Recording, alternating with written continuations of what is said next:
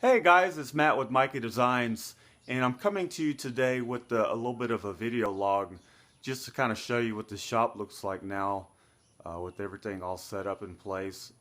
I know there's some of the screen printers out there that are interested in seeing how my home business is set up, and possibly some new clients out there might want to check out my cool little shop I got going on.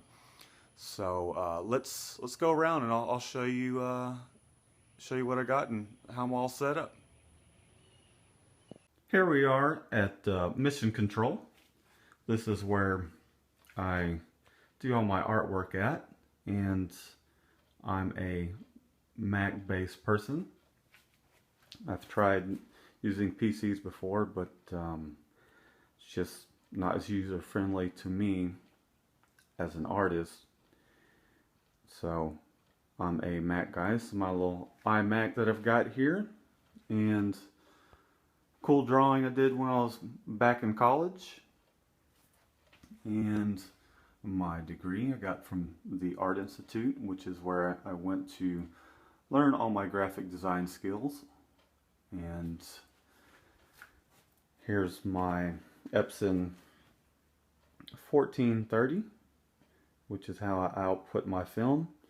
And here's my film down here and some ink cartridges. That way I can make sure I'm nice and stocked up. So that's about it for my little office. I like to use Adobe products. Got Adobe Illustrator and Photoshop going there, and then just some miscellaneous programs that for music or rip software and whatnot. So anyways, that's the office. Okay, welcome to Mikey Designs and Silk Screens. This is the Ranar Elite press that I have in the shop. It's a Ranar Elite 6600, and it's about 12 years old. I bought it used off of Craigslist, and this is one of the reasons I kind of got into Ranar equipment, because I found this little gem on the old interwebs, and it has served me quite well to grow my business, and I've had to grow everything else around it, and this has kind of remained the same, and I will probably always keep this press and never get rid of it, because it's just a great press. It's reliable, it's built like a tank, and the next step up from this is an automatic, and that's something I plan to do in the future, but not just yet. But getting there.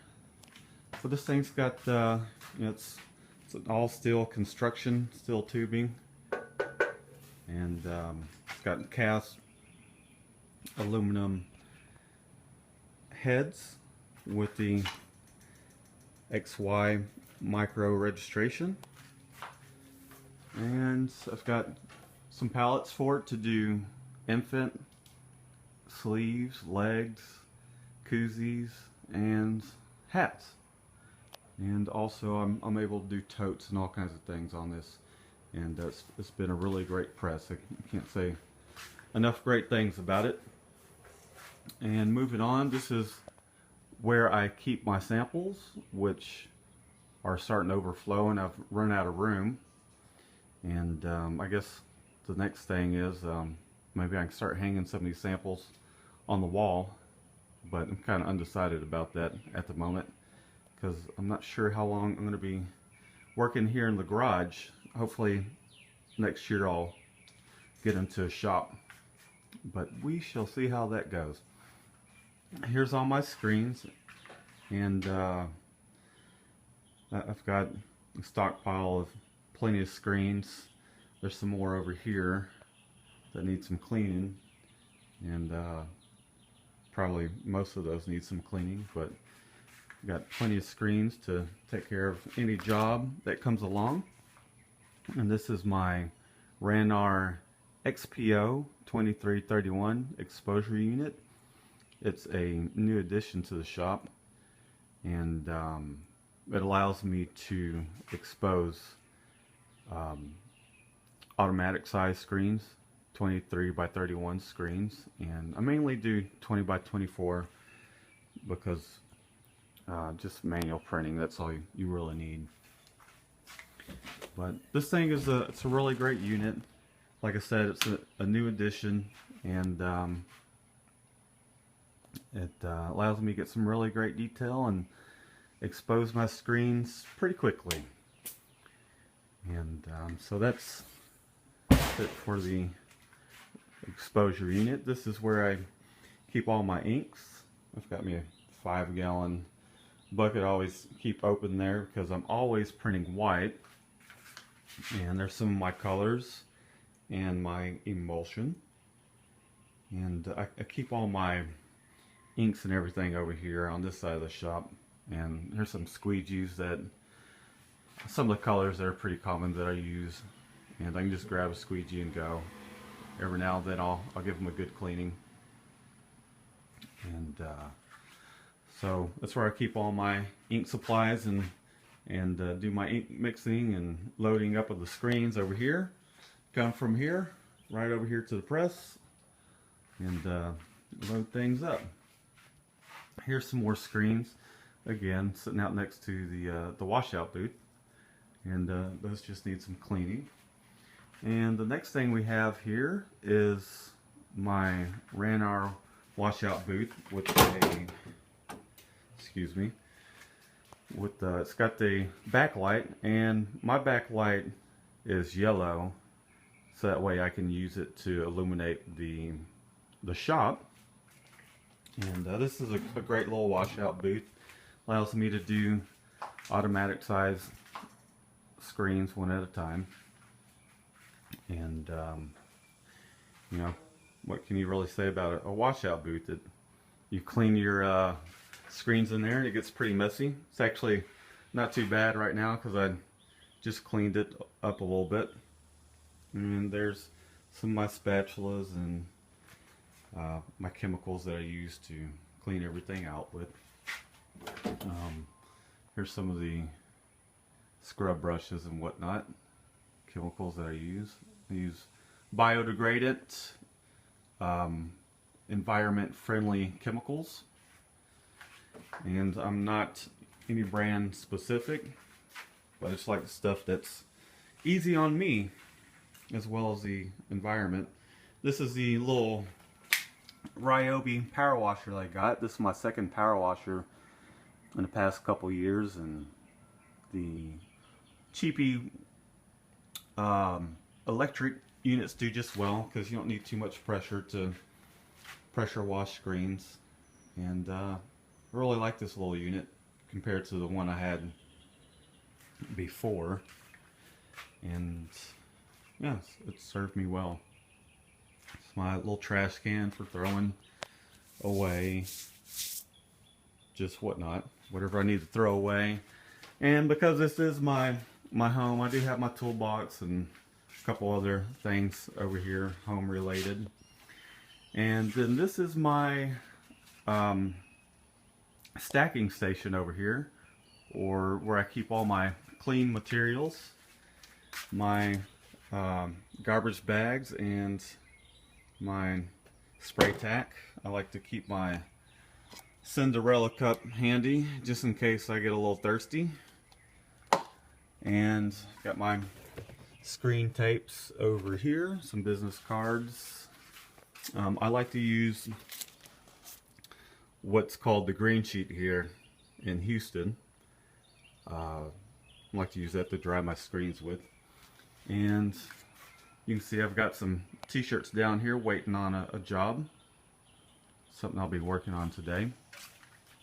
And excuse me, this is where I also got the little radio so I can listen to some tunes, and my spot cleaning gun just in case there's some pinholes in the screen that I didn't happen to see. I can easily remove those. And the next thing I'm going to take you to is we're going to come back to the dryer, but this is another new addition here.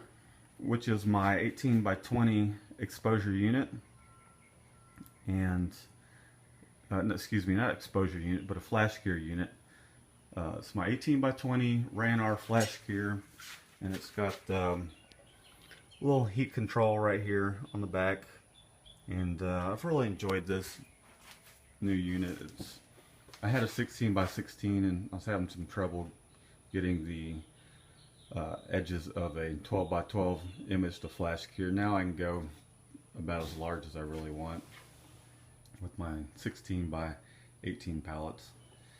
And this thing requires 120 volts, and I've had an electrician wire me up with a outlet that's 120, and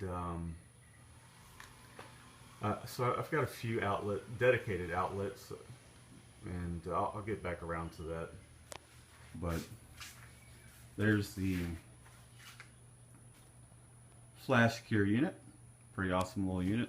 Here's my table where I keep some of my spray adhesive and tapes and my ruler, so when I'm setting everything up, I like to keep things nearby, some towels so I can wipe my hands and wipe off what I need to wipe. And I've set my t-shirts that need to be printed right here, which obviously are clean shirts. So they go on from there to my pallet, and then once they're printed, they go on to this awesome Turbo Jet Star, which I recently purchased, and I'm very happy with it. It allows me to do water-based and discharge inks, as well as plastisol. Mainly do plastisol printing, but every now and then, whenever a client requests for water-based or discharge, I now have the capability to do that. This thing has a 24-inch wide belt and does about 200 plus t-shirts an hour. And you can see here it's got the controls for the jet air. It's even got an exhaust, which I'll eventually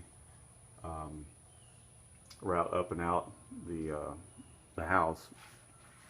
But that's things that will come in the future. And it's got belt control, heat control, and I like to keep this thing set at about 1,000 and just adjust my belt speed. You hear the jet air kicking in, and it's a little exhaust starts blowing up there.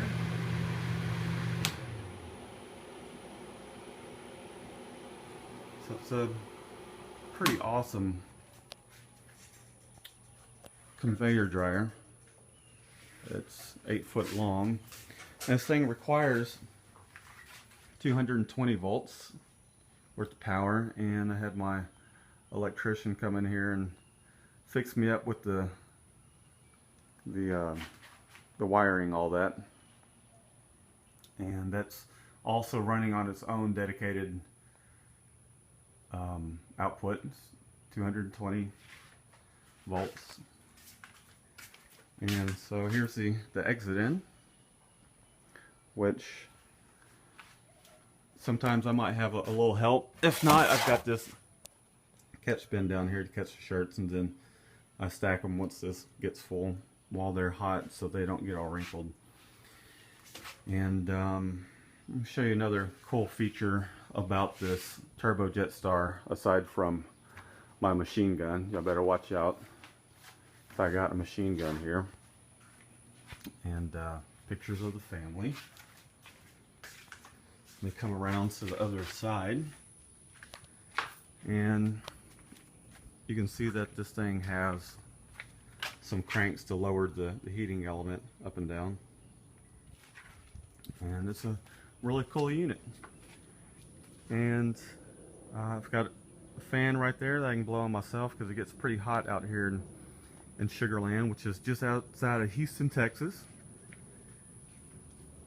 And as anybody knows that lives in Houston it gets pretty hot and humid. And so the only other thing to really show you is, you know, how this thing kind of looks with all my yellow safe lights. Essentially, I close the garage door and I turn on my lights, and it lights the place up really good. I'm not going to close the garage door, but that's how I get my shop ready to coat screens and everything. And well, I think that's about it. I hope you enjoyed taking a look around my shop, and feel free to contact me if anybody out there needs screen printing. I'd be happy to help out. And if anybody has a question out there that is a screen printer, I'd be more than happy to answer any of your questions when I get a little bit of time. But anyways, well, that's my shop. Thanks for checking it out, and we'll see you next time.